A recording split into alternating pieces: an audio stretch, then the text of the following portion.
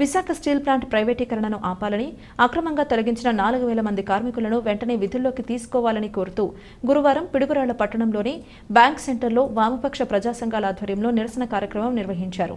ఈ సందర్భంగా సిఐటియు మండల కార్యదర్శి తెలకపల్లి శ్రీనివాసరావు మాట్లాడుతూ, ఆనాడు విశాఖ ఉక్కు నిర్మాణం కోసం 28,000 ఎకరాల భూములు రైతులు ఇచ్చారని, వారికి ఈ రోజు వరకు కూడా పరిహారం కానీ, వారి పిల్లలకు ఉద్యోగాలు కానీ రాలేదని ఆయన విమర్శించారు. ప్రజా సంఘాల ఐక్యత అక్రమంగా తొలగించిన కార్మికులకి దిల్లోకి, విశాఖ ఉక్కులు అక్రమంగా తొలగించిన కార్మికులకి దిల్లోకి. డౌన్ డౌన్ మోడీ ప్రభుత్వం, డౌన్ డౌన్ మోడీ ప్రభుత్వం.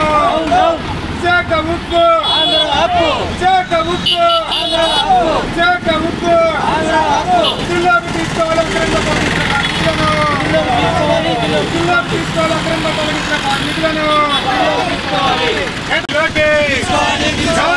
కేంద్ర ప్రభుత్వం, డౌన్ డౌన్ కేంద్ర ప్రభుత్వం. విశాఖ ఉక్కు, విశాఖ ఉక్కు, విశాఖ ఉక్కు వ్యతిరేకించండి. విశాఖ ఉక్కు ప్రైవేటీకరణను వ్యతిరేకించండి.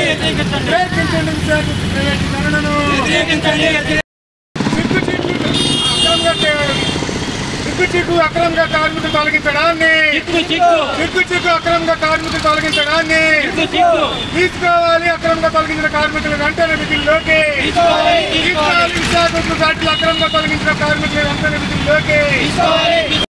విశాఖ ఉక్కు ఫ్యాక్టరీ మొట్టమొదట ఆంధ్రాలో ఉండాలని పోరాటం చేసిన క్రమంలో దేశంలో అప్పుడున్నటువంటి ప్రభుత్వం చెన్నైలో పెట్టాలని చెప్పి ప్రయత్నం చేస్తే, కాదు ఇది విశాఖ ఉక్కు అనేది విశాఖలోనే పెట్టాలని ఆ రోజు ప్రజా ఉద్యమాలు చేసినటువంటి క్రమంలో విశాఖ ఉక్కు ఫ్యాక్టరీ విశాఖపట్నంలో పెట్టడం అనేది జరిగింది.